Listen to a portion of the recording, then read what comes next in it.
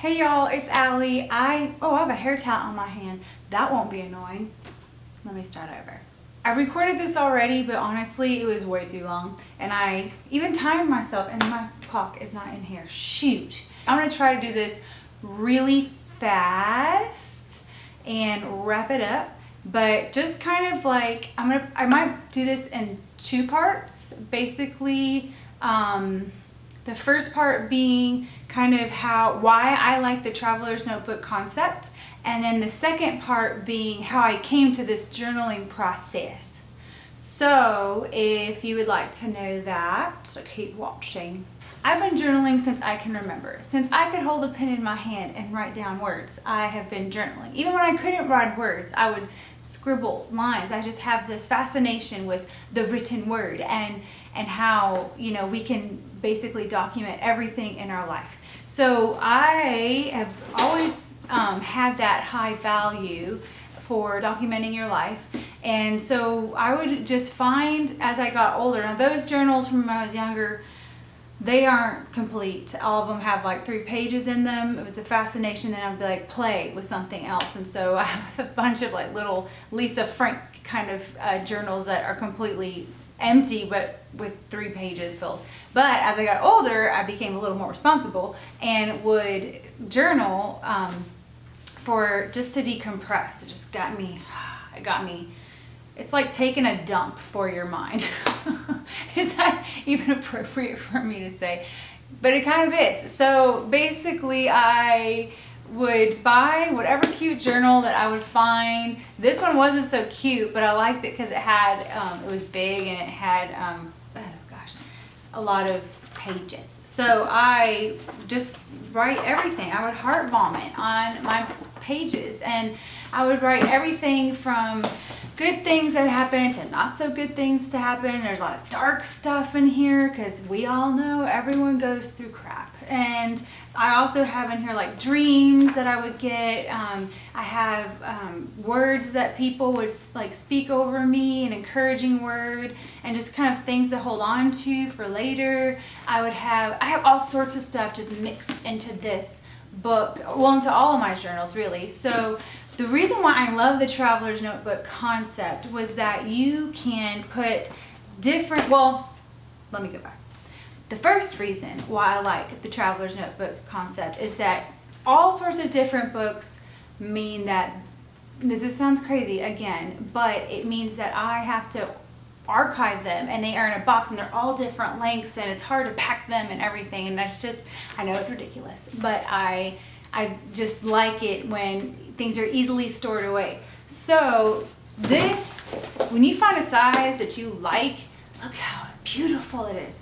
It's like, oh, I can archive this, and it's just nice and neat, and when I am dead and gone and people, you know, want to say, wonder what Allie was like or whatever, they can look at my journals and they're all nice and neat and all together and happy. They're a happy little family. So I love the fact that it's all consistent because I intend on journaling and writing the rest of my life. And so that's going to mean a lot of journals. So I definitely need to find something that's going to be easy for people to, if they even care, like they might even want to care. Like, anyway, I love that fact. The other fact about it that I like is that I like that you can kind of separate each book. I started, the whole reason I started, I've always journaled, but started kind of being better about planning and brain dumping. I didn't know brain dumping was brain dumping when I was brain dumping. Hey, it's called dump. So it's not inappropriate. I would go to bed and I would have anybody else relate with me. It's just like stuff would go through my brain of things that needed to be done, and I would keep replaying them in my brain because I was afraid I would forget them the next day, and I couldn't go to sleep. And so I just had this idea of taking a piece of paper and writing down everything that was on my brain and then going to bed. And it was like really nice. It was just like that feeling that you get when you know what I mean? Like it's out. It is out.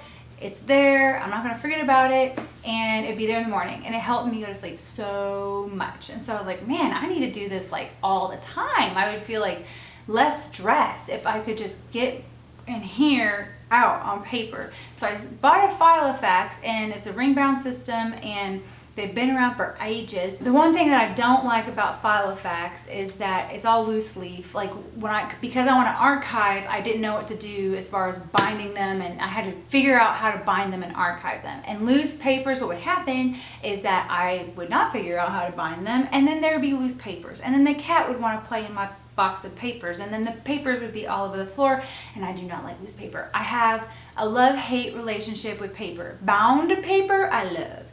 Loose paper, I hate, because it just is in piles all over my house, and I get overwhelmed. And help me, somebody, because I have piles. I'm a piler, I pile. So I did the Filofax, and I have the cute little dividers, and it was uber cute, and I will post a photo somewhere here. It was really cute, and I still have it, and it's sad and dark, like I said, somewhere in a dark spot. I had the Filofax, I had the dividers, and I just didn't know what to do this loose leaf things, and so I saw, I can't remember how I found it. It was probably another YouTube thing, but I saw the Traveler's Notebook. I don't know what happened. Oh, that was my new pen. I got a new pen, y'all. I got the Pilot Falcon. It used to be called the Namiki Falcon, and it's the soft, and my fingers are all inky from playing. It's so much fun. I found out about the Traveler's Notebook, and I was like, what is this? And I found out that these were inserts that you would stick in a piece of leather, and you would just separate everything that way and organize it that way. And I was like, brilliant! It was so brilliant because they're already bound. I don't have to worry about it. After it's done, you get to archive it and your happy little family of archiving whatever you're archiving. So I loved the concept, and so I found the Chic Sparrow. I researched of which brand I wanted to go with, and I got Jennifer Harvey's Chic Sparrow, and I love this notebook. This is my lovey. It is my lovey. I love him, and I decompress with this notebook, and I've decided that this notebook's my other notebook. It's my Get Her Done notebook. So anyway, I had a few inserts in here. I had one for journaling, I had one for like Bible sermon notes, and I had my Peerless watercolors in there. I had a slot for like dreams, and I separated my dreams because I do like to look back at my dreams and get to it quickly, so I wanted that to be a separate insert. And then I had my planner in here. I think that was it that was in this book. So I just love the idea of having everything from here to here and separated and bound, and that you can quickly archive them and put them away nicely. That is why I love it. So I ended up buying Mr. Darcy. I bought him, and I decided that I had a second creme brulee, and I put like my Adelaide Brown photography projects in there, things for SA Tabernacle. I had my expenses, like all my financial stuff in that one, and I was finding that I was only using it really for, I was using it a little bit, but I just wasn't using it a lot. And so when I got Mr. Darcy, I decided to combine a little bit of this and that creme brulee into this, and leave this one my lovey, my true lovey. This one can be stressful sometimes, even though he's handsome and he's a little sensitive because he can scratch easily and he scars easily, but that makes a perfect man, doesn't it? To have a handsome, sensitive man, that's what I think. So that makes it doable for me to have something that whoosh, he's kind of a taskmaster, but he's handsome and sensitive, so it's okay. And this is my lovey. This is that kind of makes it sound like I have two husbands. That's bad. Anyway, you know what I'm saying. So basically I use this for just decompression, and oh my gosh. Oh my gosh. Did you see that fly? He went on my forehead. Oh, it is on. That was weird. Anyway, I like jumps from the fly landing on my forehead. Maybe he saw my unicorn horn and he wanted to like explore. I don't know. But anyway, where was I? that is the first part of my video, is the concept of traveler's notebooks and why I like them, and that not to overcomplicate it too much. Just allow yourself to think of, what do I want to get to quickly, what do I want to separate and get to quickly, and just let that be your system. And if it doesn't work, then change it. It is okay. It is okay to change. I've changed a bunch of times. I change all the time. I think that'll complete the first part of this this series. I don't know, one part of two, of kind of the why I went with the traveler's notebook. So I hope that was fun and helpful, and kind of gave you a little glimpse into the concept of it and why I think it's so fantastic.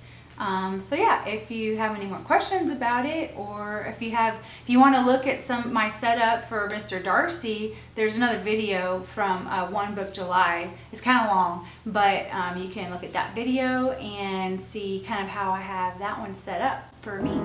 And maybe later I could do a setup of this guy. I need to name this one, don't I?